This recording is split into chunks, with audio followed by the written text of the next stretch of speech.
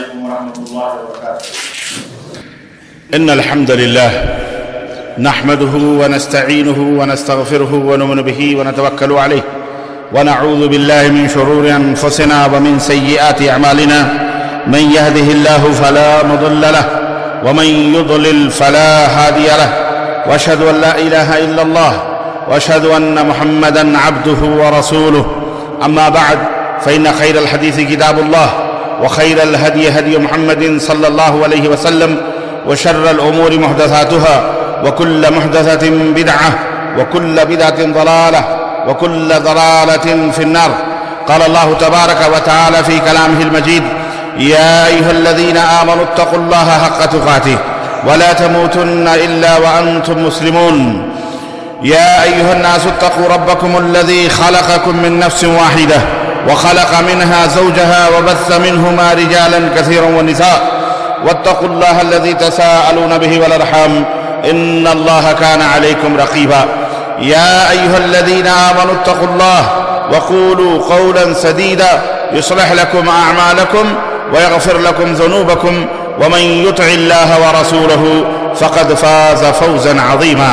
اللهم صل على محمد وعلى آل محمد كما صليت على إبراهيم وعلى آل إبراهيم إنك حميد مجيد. اللهم بارك على محمد وعلى آل محمد كما باركت على إبراهيم وعلى آل إبراهيم إنك حميد مجيد. تمام قسم کی حمد و ثنا، کبریائی اور بڑائی اس اللہ عز و جل کے لیے لائق و زیبہ ہے جس نے ہمیں اور آپ کو پیدا فرمایا، اور بیش بہا درود و سلام اس ذات مبارکہ مطہرہ پر جن کا نام نامی اسم گرامی احمد مجتبیٰ محمد مصطفیٰ صلی اللہ علیہ وسلم. برادران اسلام، نوجوان دوستوں، بزرگوں اور بھائیوں، آج بتاریخ 7 جمادی الثانیہ 7 جمادی الاخری 1436 مطابق 27 مارچ سن 2006 عیسوی کے اس 2015 عیسوی کے اس خطبہ جمعہ میں نہایت ہی مختصر انداز میں ایک مختصر سا عنوان آپ حضرات کی خدمت میں رکھنے کی سعادت حاصل کرنے جا رہا ہوں. ویسے تو یہ بہت وسیع ہے، لیکن اگر اسے سمیٹا جائے قرآن کریم اور حدیث کی روشنی میں تو نہایت ہی مختصر بھی ہے اور عقل مندوں کے لیے اشارہ کافی ہے.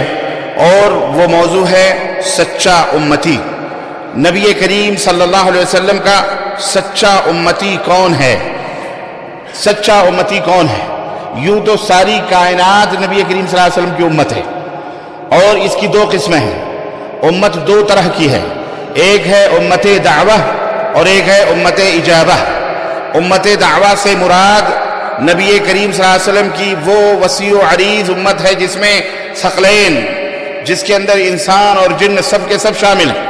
اور جس کے اندر مومن، کافر، منافق، یہودی، نصارہ سارے کے سارے شامل ہیں، جس کو امت دعوہ کہا جاتا ہے. یعنی آپ کی دعوت کے سارے مخاطب ہیں، سارے مخاطبین ہیں. آپ کی دعوت، آپ کا پیغام قل یا ایھا الناس انی رسول اللہ الیکم جمیعا. اے نبی آپ کہہ دیجئے لوگوں سے کہ اے دنیائے لوگو،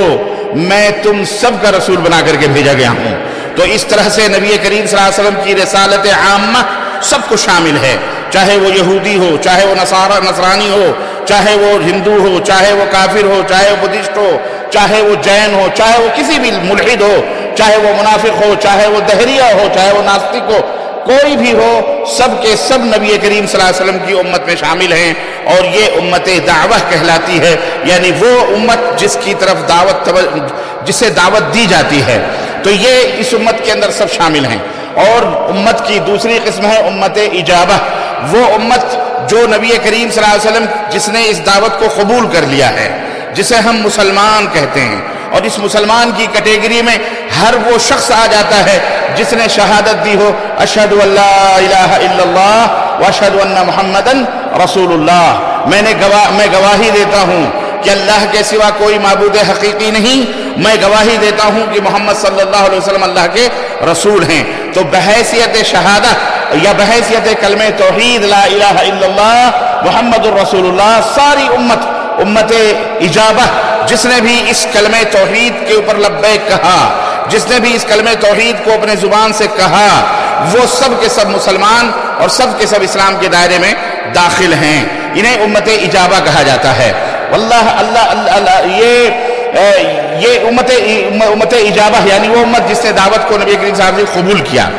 افسوس کی بات یہ ہے کہ دعوت تو قبول کرنے والے زبانی طور پر بہت سارے رہے، اور آپ کو پتہ ہے وہ فتنہ جو حضرت عثمان غنی رضی اللہ تعالیٰ عنہ کے دور سے نکلا، اور جس نے غلو کا سہارا لیا، عقیدت و محبت کا سہارا لیا، اور وہ عبداللہ ابن سبا یہودی جو یمن سے آیا، اور اس نے خب سے باطن اپنے اندر خباثت کو اس کے اندر چھپایا، اور چھپا کر کے ظاہری طور پر اس یہودی نے اسلام کو قبول کیا۔ سیدنا عثمان غنی رضی اللہ تعالیٰ عنہ کے ہاتھوں پر صحابہ سے پڑھا، صحابہ کی صحبتوں میں بیٹھا، صحابہ سے اس نے علم حاصل کیا، لیکن اپنے اندر جو خبث رکھا ہوا تھا اس نے اس کو چھپا کر کے دھیرے دھیرے اس کے بعد جب وہاں سے نکلا تو اس نے اس خبث کو ظاہر کرنا شروع کیا، اور بہت سارے ایسے بیچارے بھولے بھالے مسلمان جو مسلمان ہو رہے تھے ان کے دلوں کے اندر اس نے شکوک و شبہات پیدا کرنا شروع کیے، اور نتیجہ آپ کے سامنے ہے کہ پوری تاریخ اسلامی آپ پڑھتے چلے جائیے تو جس نے اس کی دعوت کو قبول کیا عبداللہ ابن سبا یہودی کی، اور جس نے اس منافق کی دعوت کو قبول کیا، آج تک وہ تانے بانے دنیا کے اندر موجود ہیں، اور دنیا ان کی تباہیوں اور ان کی ریشہ دوانیوں اور ان کے ظلم و استبداد اور ان کے کارنامے دیکھ رہی ہے، اور آج تک ہمارے سامنے ان کے کارنامے موجود ہیں کہ جس کے پیٹ سے بہت سارے ایسے کلمہ گو مسلمان نکلے، کلمہ پڑھنے والے جو زبان سے کلمہ تو پڑھتے تھے لیکن حقیقی طور پر وہ پیغمبر اسلام حضرت محمد رسول اللہ صلی اللہ علیہ وسلم کی دعوت کے دشمن تھے، وہ توحید کے دشمن تھے، وہ اللہ کی توحید کے دشمن تھے، رسالت کے دشمن تھے، صحابہ کے دشمن تھے، تابعین کے دشمن تھے، پوری دین اسلام کے دشمن تھے۔ ان کا مقصد یہ تھا کہ زبانی طور پر کلمہ پڑھ کر مسلمانوں کے درمیان انتشار پیدا کیا جائے، مسلمانوں کے دین سے لعب کیا جائے، کھیلا جائے، انہیں سخریہ، انہیں مذاق بنایا جائے۔ چنانچہ ایسا ہوا، اور حضرت ذو النورین سیدنا عثمان غنی رضی اللہ تعالی عنہ پر اس فتنے کا سب سے پہلا وار ہوا۔ اس فتنے کا سب سے پہلا وار اور اس کے سب سے پہلے شکار داماد رسول، دو بیٹیوں کے شوہر سیدنا عثمان غنی رضی اللہ تعالیٰ عنہ، جن سے نبی کریم صلی اللہ علیہ وسلم تو نبی کریم حیا کرتے تھے، رب کے فرشتے بھی حیا کیا کرتے تھے، ان کے سینے پر چڑھ کر انہی کلمہ پڑھنے والے بلوائیوں نے جو اس یہودی منافق کے سازشوں کے شکار ہوئے تھے، وہ صحابہ کا زمانہ تھا، وہ تابعین کا زمانہ تھا، خیر القرون کا زمانہ تھا، لیکن اس خبیث بدباطن یہودی نے منافقت کر کے کلمہ پڑھ کر کے کلمے کے آڑ میں اور سیدنا علی رضی اللہ تعالیٰ عنہ کی محبت کی آڑ لے کر حضرت علی رضی اللہ تعالیٰ عنہ کی شان میں غلو کر کے اور اس محبت کی آڑ لے کر صحابہ کرام رضوان اللہ علیہ مجمعین کو تحت کروانا شروع کیا۔ خود نہیں سامنے آیا لیکن اسلام کا کلمہ پڑھ کے اسلام کے پردے میں مسلمانوں کے درمیان انتشار پیدا کیا۔ وہ بلوائی جو عراق سے، جو سوریہ سے، جو فلسطین، جو اس دور کا شام تھا، وہاں سے، مصر سے، یہ تمام بلوائی جمع ہوئے اور مدینہ الرسول صلی اللہ علیہ وسلم کو محاصرے میں لیا۔ اسی مسجد نبوی کے اندر وہ اذانیں بھی دیتے تھے، اقامت بھی کہتے تھے، نماز بھی پڑھاتے تھے، اپنے آپ کو مسلمان سمجھتے تھے، اپنے آپ کو حق بجانب سمجھتے تھے، بلکہ آپ کو حیرت ہوگی کہ ان کی جرأتوں کا عالم یہ تھا کہ وہ اپنے آپ کو متقی اور پرہیزگار بھی سمجھتے تھے۔ سیدنا عثمان غنی کی شہادت کو انہیں شہید کرنے کو اجر سمجھتے تھے، عبادت سمجھتے تھے، اور یہی وجہ تھی۔ اور حضرت سیدنا عثمان غنی رضی اللہ تعالیٰ عنہ کے اوپر الزام لگایا اور نہ جانے کیسی بہتان تراشیاں کر کے بالآخر نتیجہ یہ ہوا کہ 50 دن اسی اپنے گھر کے اندر محصور امیر المؤمنین سیدنا عثمان غنی جو داماد رسول تھے، جو ان کو قید کر کے، اور آخر نتیجہ یہ ہوا کہ 50 دن کے بعد ان کے سینے پہ سوار ہو کر ان کی گردن کو ان کے جسم سے جدا کر دیا گیا، شہید کر دیا گیا داماد رسول صلی اللہ علیہ وسلم کو اور حضرت عثمان غنی رضی اللہ تعالیٰ عنہ کو۔ غرض کہنے کا مطلب یہ ہے کہ اس فتنے کی بیج پڑی وہیں سے، اور وہ فتنہ آج تک ان تلخیوں کو اور ان کڑواہٹوں کو امت مسلمہ برداشت کرتی بھی چلی آ رہی ہے، اور آج بھی اس کی شکلیں ہمارے سامنے موجود ہیں۔ کہ یہ فارسی مزاج خبث باطن رکھنے والے مجوسی جنہوں نے اپنے دلوں کے اندر خبث رکھا ہوا تھا، آج بھی وہ بدباطنیت ان کی ابھر کر کے امت مسلمہ کے سامنے آ رہی ہے، اور ہر جگہ ریشہ دوانیاں، ہر جگہ ان کے فتنوں کے فلیتے، ہر جگہ ان کے فتنوں کے آگ مختلف ممالک کے اندر پھیلا پھیلا کر کے امت مسلمہ جو جنہیں محبت ہے اپنے نبی سے، جنہیں محبت ہے اصحاب کرام رضوان اللہ علیہم اجمعین سے، جنہیں سچی محبت ہے اہل بیت کرام سے، جنہیں سچی محبت ہے تابعین تابعین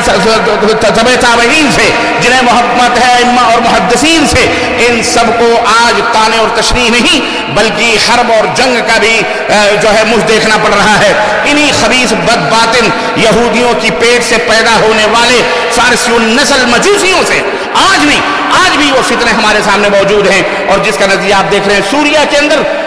اندر اپنے ملک سے بیٹھ کر کے وہاں بھی خبث باطن پھیلا رہا، عراق کے اندر بھی پورے عراق کو اپنے قبضے میں لے کر کے، بحرین اپنے بائیں بازو کے اندر بھی وہاں بھی فتنے پھیلائے، اور یہی نہیں بلکہ اس مملکت توحید کو سعودیہ عرب کو ٹارگٹ بنانے کے لیے مکہ اور مدینے پر قبضہ خواب دیکھ رہا تھا وہ خبیث، اور اس خواب کو شرمندہ تعبیر کرنے کے لیے اس نے عراق کو تہوبانہ کروایا، پھر سوریا کے اندر بھی اپنی ریشہ دوانیاں داخل کری، پھر اس کے بعد بحرین کے اندر بھی اس نے فساد اور فتنے پیدا کیے، اور اب آخری نتیجہ یمن کی سرزمین پر اس نے یہ خباثتیں شروع کری تھی۔ یہ اللہ کا شکر ہے کہ الحمدللہ امت مسلمہ بیدار ہوئی، اور امت مسلمہ کو بیدار بہت پہلے ہونا چاہیے تھا، لیکن کچھ بھی ہو دیر آئے درست آئے، اللہ کے فضل و کرم سے ایک پلان کے تحت اللہ کے فضل و صبر کا پیمانہ جب لبریز ہو جاتا ہے، جب صبر و شکیب کے پیمانے جب بھر جاتے ہیں تو کوئی بھی ہو کمزور سے کمزور طاقتیں بھی ہو جاتی ہیں، لیکن ہر شر کے پیٹ سے کوئی نہ کوئی خیر کا پہلو نکلتا ہے، اور اس خیر کا پہلو نکلا کہ آج الحمدللہ امت مسلمہ جو ہے جناب علی سعودی عرب سے لے کر پاکستان تک اور صوبے تک الحمدللہ آج متحد ہوتی نظر آ رہی ہے، اور آج متحد ہو گئی ہے اللہ کے فضل و کرم سے۔ اس شر کو ختم کرنے کے لیے، اس شر کو مٹانے کے لیے انشاءاللہ تبارک و تعالی خانہ کعبہ کے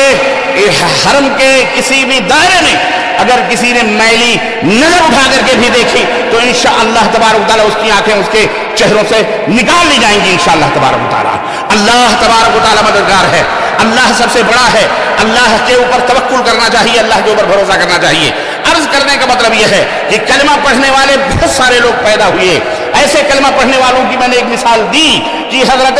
عثمان غنی کے ہاتھوں پر کلمہ پڑھا اس نے، لیکن اس کے کلمہ پڑھنے کا کیا اثر ہوا، اس کے کلمہ پڑھنے کا کیا نتیجہ اور کیا فائدہ ہوا کہ خود امت مسلمہ کے اندر انتشار پیدا ہوئے، صحابہ کرام کو شہید کیا گیا، سیدنا علی بن ابی طالب رضی اللہ تعالیٰ عنہ کو شہید کیا گیا، سیدنا امیر المومنین امت مسلمہ کے اور قیامت تک آنے والے مومنوں کے ماموں حضرت امیر معاویہ رضی اللہ تعالیٰ عنہ کو بھی زہر میں بجھے ہوئے چھرے مارے گئے، حضرت سیدنا حسین ابن علی رضی اللہ تعالیٰ عنہ کو بھی شہید کیا گیا، حضرت سیدنا حسن ابن علی رضی اللہ تعالیٰ عنہ کو بھی شہید کیا گیا۔ چمن رسالت کے ایک ایک پھولوں کو چن چن کر کے مسلا گیا، اور یہ مسلنے والے کوئی غیر نہ تھے، یہودیت نہ تھی، نصرانیت کلم کلہ نہ تھی، کوئی کافر نہیں تھا، کوئی غیر مسلم نہیں تھا، بلکہ یہ کلمہ پڑھنے والے وہ مسلمان جو اپنے آپ کو مسلمان کہتے تھے، جو اپنے آپ کو نبی کریم صلی اللہ علیہ وسلم کا امتی کہتے تھے، یہی وہ لوگ تھے جنہوں نے چمن رسالت کے اور چمن اسلام کے ایک ایک پھولوں کو نوچا، اور آج تک وہ نوچتے چلے آ رہے ہیں۔ رب کعبہ کی قسم ہے، ہماری تاریخ بتلاتی ہے، پوری اسلامی تاریخ اٹھا کر کے دیکھ لو، اگر یہود و نصارہ شر ہیں تو یہ فارسی مزاج قومیں جو اپنے آپ کو مسلمان اور مومن کہتی ہیں، ایران کی سرزمین پر یہ شیطان مردود ہیں، یہ ملعون ہیں، جنہوں نے امت مسلمہ کے پیچھے سے چھرا گھونپنے کی کوشش کی، اور ان کے خواب بڑے وسیع ہیں۔ اللہ تبارک تعالیٰ انہیں ہلاک و برباد فرمائے، اللہ تعالیٰ انہیں نیست و نابود فرمائے، اللہ ان کی ذریتوں کو خاتمہ فرمائے، اللہ اہل السنہ والجماعت کو قوت عطا فرمائے، طاقت عطا فرمائے، اسلام اور مسلمانوں کو ہر جگہ اللہ کے نبی کے سچے امتیوں کو، ان کے جھنڈوں کو اللہ ہر جگہ بلند فرمائے، اور اللہ ان کی موتا کو شہادت کی موت عطا فرمائے اور شہادت کی زندگی عطا فرمائے۔ عرض کرنے کا مطلب یہ ہے کہ ہمیں اپنی آنکھوں کو کھلی رکھنی چاہیے، اور ہر قسم کے جو شائعات یا افواہیں جو اس طرح سے اس وقت اور اس سے پہلے بھی دنیا کے اندر پھیلائی جا رہی ہیں، بہت سارے سارے لوگ اپنے کلمہ پڑھنے والے بھی وہ نہیں جانتے حقائق کیا ہیں. میڈیا جانتے ہیں آپ یہود و نصارہ کے ہاتھ میں ہے, اور باقی کھچی اردو زبان کے اندر جو ہے وہ انہی مجوسیوں کے ہاتھ میں ہے, انہی لوگوں کے ہاتھ میں ہے, اور وہ جیسا چاہتے ہیں اس طرح سے اخبارات اور اس طرح سے خبریں دنیا کے اندر شائع کرتے ہیں. عرض کرنے کا مطلب یہ ہے کہ اگر ہم نبی کریم صلی اللہ علیہ وسلم کے سچے امتی ہیں اور وکیل سچے امتی ہیں تو ہمیں چاہیے کہ اب بھی وقت ہے کہ ہم اپنے ماضی کی طرف پلٹیں, اپنے ماضی کی طرف پلٹیں. صرف دعویٰ کرنے سے ہی کوئی سچا نہیں بنتا, سچا ہونے کے لیے دلیل پیش کرنا پڑتی ہے, ثبوت اور بیانے کی ضرورت پڑتی ہے, جس کے عدالتیں بھی سچا اسی کو ثابت کرتی ہیں جن کے پاس دلائل ہوں, جن کے پاس براہین ہوں, جن کے پاس ثبوت ہوں. صرف دعوے سے کچھ نہیں ہوتا کہ کسی نے کہہ دیا کہ صاحب اس نے ہمارے بھائی کو قتل کر دیا ہے, اس لیے اس کی بات کو مان لیا جائے کہ اس کے اوپر امامہ ہے, یا اس کی داڑھی بڑی لمبی ہے, یا اس کے ہاتھوں میں تسبیح کے دانے, اس کے ہاتھ میں عصا, یا اس کے ہاتھ میں کوئی کشکول ہے, یا وہ لال پیلے ہرے کپڑے پہن کر کے جو ہے بابا بنا پھر رہا ہے, اس لیے اس کی بات کو مان کر کے کسی کو قتل کر دیا جائے. ہرگز نہیں. دنیا کی کوئی بھی عدالت ایسی نہیں ہے کہ اس کی بات کو مان کر اس کے تقوی ظاہری عمل کو دے کر کے اس کے فیصلے کر دیے, نہیں, بلکہ اس کے لیے دلائل کی ضرورت ہوتی ہے, ثبوت پیش کرنا پڑے گا کہ اگر یہ تیرے بھائی کا قاتل ہے تو اس کا ثبوت کیا ہے, اس کی دلیل کیا ہے. میرے عزیزوں, میرے دوستوں, آج اسلام کو قتل کیا جا رہا ہے, آج اسلام کے عقیدوں کو تہہ تیگ کیا گیا, اور آج اسلام کے توحید کے چادر کو تار تار کیا گیا, اور کسی اور نے نہیں, اپنے کلمہ پڑھنے والے خود مسلمانوں نے یہ کسی کے شکار ہوئے. یہ انہی جہالتوں کی وجہ سے بہت سارے دشمنان اسلام کے شکوک و شبہات کے شکار ہوئے. یہ اپنوں اور پرایوں کو نہ سمجھ سکے, اپنے اور پرایوں کو نہ سمجھ سکے, یہ نہ سمجھ سکے کہ ان کے منبر و محراب سے جو آواز اٹھ رہی ہے یہ کسی صحیح العقیدہ مسلمان اور سچے نبی کے امتی کی نہیں, بلکہ یہ دشمنان اسلام کی آواز ہے. کیوں؟ اس لیے کہ انہی کے بھیسوں میں وہ منبر و محراب کے اوپر چڑھے ہوئے ہیں, انہی کا لباس,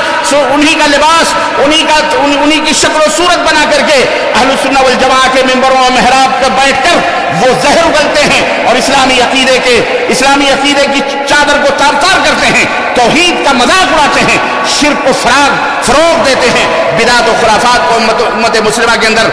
جو ہے سنت بنا کر کے پیش کرتے ہیں, اور اس طرح انہیں تسلی دیتے ہیں کہ فلانے کے دامن سے, فلانے کے باہوں سے, فلانے کے اس پہ چلے آؤ, فلانے راستے پہ چلے آؤ, جو لوگ کامیاب ہو جاؤ گے. جبکہ محمد الرسول اللہ صلی اللہ علیہ وسلم کا سچا امتی وہ ہے کہ جس کے بارے میں نبی کائنات صلی اللہ علیہ وسلم نے ارشاد فرمایا تھا, لا یؤمن احدکم حتی اکون احب الیہ من والدہ وولدہ والناس اجمعین. تم میں کا کوئی شخص اس وقت تک مومن ہو ہی نہیں سکتا جب تک کہ میں اس کے نزدیک, اس کے ماں باپ سے, اس کے بھائی بہن سے, کائنات میں ہر چیز سے, چاہے وہ زندہ ہو یا مردہ ہو, ہر ایک سے کائنات میں اس سے زیادہ محبوب نہ بن جاؤں, میں اس کے نزدیک پیارا نہ بن جاؤں, میں اس کے نزدیک سب سے زیادہ محبت یعنی محبوب ترین شے نہ بن جاؤں.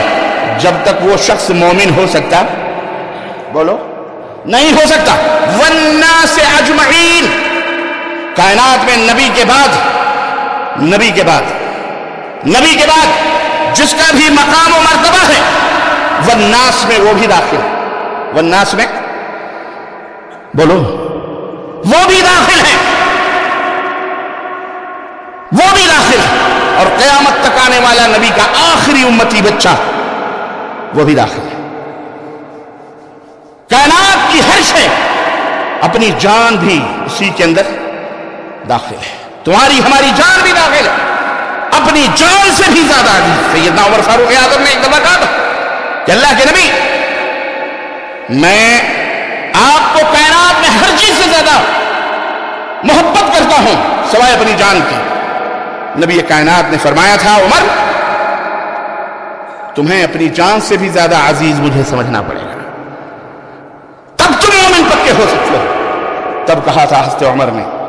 اے اللہ کے نبی, میں اپنی جان سے بھی زیادہ عزیز آپ کو سمجھتا ہوں. اللہ اکبر. مومن سچا امتی وہ ہے, سچا امتی وہ ہے جو اپنے محبوب کے مقابلے میں کائنات کی تمام خوبصورت چیزوں کو ترک کر دے, اپنی تمام پسندیدہ چیزوں کو لات مار دے, تمام چیزوں کا بائیکاٹ کرے، اپنے محبوب کو بے نظیر دیکھے، بے مثال دیکھے، یکتا دیکھے، طرح دیکھے، اس کے ابروں، اس کے اشاروں کا منتظر ہو، اس کے ایک ایک حرکات اور سکنات کو اپنی زندگی کا زیور بنا لے، اپنی پیشانیوں کا جھومر بنا لے. وہ ہے سچا امتی، وہ ہے ظاہر سے لے کر باطن تک اس کے مقابلے میں کسی بھی شخص کو یا کسی بھی چیز کو کھڑا کرنے کی جرت نہ کر سکے. یا ایھا الذین آمنوا لا تقدموا بین یدی اللہ ورسولہ، اے ایمان والو اللہ اور اس کے رسول سے آگے بڑھنے کی کوشش مت کرو. اور اسی سورہ حجرات اللہ رب العزت نے آگے بڑھنا تو بہت دور کی بات رہی، اللہ تبارک و تعالیٰ نے فرمایا یا ایھا الذین آمنوا، یا ایھا الذین آمنوا لا ترفعوا اصواتکم فوق صوت النبی ولا تجهروا له بالقول كجهر بعضكم لبعض ان تحبط اعمالكم وانتم لا تشعرون. جو ادب و احترام کی اس سے کوئی عظیم تعلیم کہیں کوئی دنیا کے اندر ماتھے کوئی دکھا دے کسی کتاب کے اندر، پیغمبر اسلام کا ادب اور ان کی عزت اور ان کا احترام اللہ سکھلا رہا ہے اپنے بندوں کو. اور اگر واقعی کوئی سچا بندہ اور سچا امتی ہے تو واقعی اس فرمان کے سننے کے بعد آگے بڑھنا تو بڑی دور کی بات رہی. اللہ کے نبی کی آواز پر اپنی کیا کائنات کی کسی بھی آواز کو بلند کرنے کی کبھی جرت کر سکتا؟ اور جو جرت کرے یہ سمجھ جاؤ یہ سچا امتی نہیں بلکہ یہ منافق ہے، یہ جھوٹا ہے، یا یہ کسی شک کا شکار ہے، یا کسی دشمن اسلام کا یہ بہکایا ہوا ہے، شکار ہے. اس کے شکوک و شبہات کو دور کرنے کی ضرورت ہے. اے ایمان والو اپنی آوازوں کو لا ترفعوا اصواتکم، اپنی آوازوں کو فوق صوت النبی، نبی کی آواز پر اونچی مت کرو. اللہ نبی کا فرمان آوے، اب تو نبی نہ رہے ہمارے درمیان، اللہ کو پیارے ہو گئے، نبی نہ رہے، لیکن نبوت کی زبان فیض ترجمان سے نکلے ہوئے وہ لولو اور مرجان جیسے کلمات جو آج بھی کتب احادیث کی صفوں کی زینت بنے ہوئے ہیں، انشاءاللہ قیامت تک زینت بنے رہیں گے انشاءاللہ تبارک تعالیٰ. امت محمدیہ اس مثال سے قیامت تک فیضیاب ہوتی رہے گی، رہنمائی حاصل کرتی رہے گی. محمد رسول اللہ صلی اللہ علیہ وسلم کے اقوال صحیحہ کو اپنی پیشانیوں کا جھومر بنا کر قیامت تک چلتی رہے گی. ترکتکم علی المحجۃ البیضاء لیلها کنہارها، میں تمہیں ایک ایسی شاہراہ پر چھوڑ کے جا رہا ہوں جس کی راتیں بھی دن کی طرح روشن ہیں. لا یزیغ عنها الا ہالک، سنو جس کا مقدر ہلاکت و بربادی ہے وہی میرے فرمان کی مخالفت کر سکتا ہے، وہی میرے اس شاہراہ سے دائیں اور بائیں جا سکتا ہے. اللہ اکبر. اے امت محمدیہ کے لوگوں، اگر واقعی آپ سچے ہو، اپنے باپ، اپنی ماں، اپنی آل، اپنی اولاد، اپنے استاد، اپنے جو بھی تمہارے نزدیک محترم اور مکرم اور پیارے ہیں، اس پیارے نبی سے آگے اور اونچا بنانے کی کوشش ہے. یہ وہ دین اسلام ہے جو قیامت تک کے لیے، کب تک کے لیے؟ ہاں، اس میں خرد برد کرنا، اس میں قطر بیعت کرنا، اس میں ادھر ادھر کی رائے اور قیاس کو گھسیڑنا، اسلام کے ڈھانچے کو سبوتاژ کرنا، ایمان کے زیب و زینت کے ان بنے ہوئے غنچوں کو نوچ کر پھینکنا ہے، اسلام کے ہرے بھرے شاخوں کو کترنا ہے، ختم کرنا ہے، کٹ کرنا ہے، اسے ٹھنڈل بنا دینا ہے. یاد رکھو، اسلام کی زینت پیغمبر اسلام حضرت محمد الرسول اللہ صلی اللہ علیہ وسلم کی یہ سنتیں ہیں. آپ کا یہ طریقہ ہے. سچا امتی وہ ہے جو اس نبی کے طریقے کو اپنائے، نبی کی آواز پر اپنی آواز کو بلند مت کرے. جیسا نبی نے دین دیا اسی دین کے اوپر عمل کرے، اسی عقیدے کو، اسی منہج کو صحابہ کرام رضوان اللہ علیہم اجمعین نے جس طرح سے اس کو اپنایا، آج تو ہم نہ جانے کس کس کو قول میں پیش کرتے ہیں۔ حضرت عبداللہ ابن عباس رضی اللہ تعالیٰ عنہ نبی کے بعد بحر العلوم، قرآن کا سب سے زیادہ علم رکھنے والی شخصیت، مسئلہ بیان کیا۔ کسی نے کہا ابو بکر تو یہ کہتے ہیں، عمر یہ کہتے ہیں رضوان اللہ علیہم اجمعین، کہا اخشى ان تنزل علیکم الحجارہ من السماء، مجھے خوف ہے کہ کہیں تمہارے اوپر آسمانوں سے اللہ غضبناک ہو کر پتھروں کی بارش نہ کروائے، نہ کر دے۔ انی اقول قال رسول اللہ صلی اللہ علیہ وسلم وانتم تقولون قال ابو بکر وعمر، میں تم سے قال الرسول کہہ رہا ہوں، میں تم سے قال الرسول کہہ رہا ہوں کہ میرے رسول نے یہ فرمایا ہے، اور تم میرے سامنے کہہ رہے ہو ابو بکر نے یہ کہا، عمر نے یہ کہا۔ اللہ، یہ صحابی ہی کی جرت ہے، یہ ہم نہیں کہہ سکتے، ہم تو یہ کہہ سکتے ہیں کہ اے لوگوں، ہم تو تمہیں کہتے ہیں کہ رسول نے فرمایا، یہ ابو بکر نے فرمایا، یہ عمر نے فرمایا، کیونکہ رسول کی زبان کو انہوں نے سمجھا اور انہوں نے اپنے شاگردوں کو سمجھایا اور انہوں نے ہمیں سمجھایا۔ ہم تو تمہارے سامنے یہ کہتے ہیں اور تم ہمارے سامنے کہتے ہو یہ فلانے مفتی صاحب کا فتویٰ، فلانے دارالعلوم کا مسئلہ، فلانے قاضی صاحب کا فلانے، اور اللہ نے فلانے امام جو تم نے امام بنائے، تم نے مولوی مفتی بنائے۔ بولو، یہ ابو بکر کا مقابلہ کر سکتے؟ یہ عمر اور عثمان طلحہ زبیر کا مقابلہ کر سکتے؟ تم کس کو لا رہے ہو دلیل؟ جرتیں کرو اتنی، اگر سچے مومن ہو اور نبی کے سچے امتی ہو تو بس ایک ہاتھ میں کتاب اللہ اور دوسرے ہاتھ میں سنت رسول اللہ، تیسرا کوئی ہاتھ اللہ نے ہمیں دیا ہی نہیں۔ ایک آنکھ سے کتاب اللہ، دوسری آنکھ سے سنت رسول اللہ، تیسری کوئی آنکھ ہمارے پاس موجود، ایک قدم اللہ کی کتاب، دوسرے قدم محمد الرسول اللہ، تیسرا کوئی قدم، تیسرا کوئی پیر ہمارے پاس موجود، ایک کان سے کتاب اللہ، دوسرے کان سے سنت رسول اللہ، تیسرا کوئی کان ہمارے پاس موجود۔ یاد رکھ، سچے امتی کی علامت یہ ہے کہ ادھر فرمانے رسالت ہو، ادھر گردن جھکائے، چین چون چراکی، اس لیے آج نصرت، عزت، فتح،